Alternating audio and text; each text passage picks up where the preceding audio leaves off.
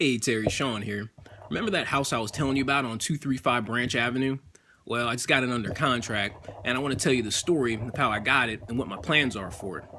As you know, I've been putting up my We Buy Houses signs and ads all over the place, and I get a call from a guy named Jay. Unfortunately, Jay just gone through a divorce, and he just wants to sell the home quickly and split the proceeds with his ex-wife. I did an assessment on the house, and it has an after repair value of $150,000 and needs $20,000 worth of work done to it.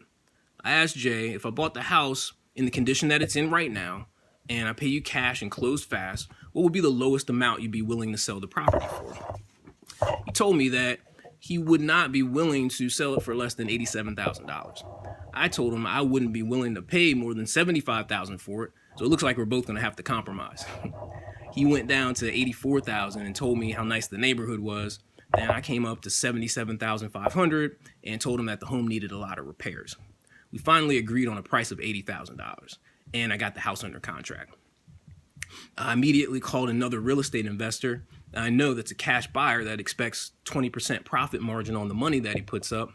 I told him that I have a house under contract for $85,000 that would sell for $150,000 and needs $20,000 in repairs. So when everything's said and done, you'll be into the house for $120,000 and sell it for $150,000.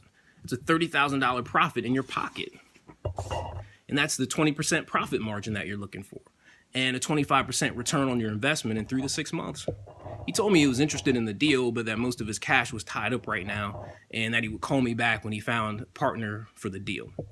After I hung up the phone with him, I thought, instead of wholesaling the property for $5,000, why don't I just do the rehab for the property myself?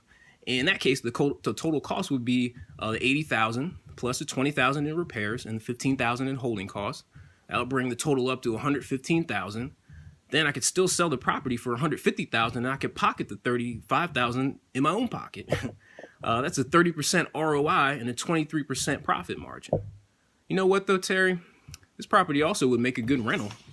If I decide to rent it, and after I put up the $115,000 to make it ready for rent, I charge $1,342 a month. That would give me a 14% annual ROI, and in just 7 years and 2 months, I'd have my original investment back. All right, Terry, I just wanted to run those figures by you, let you know that the future's bright. Talk with you later.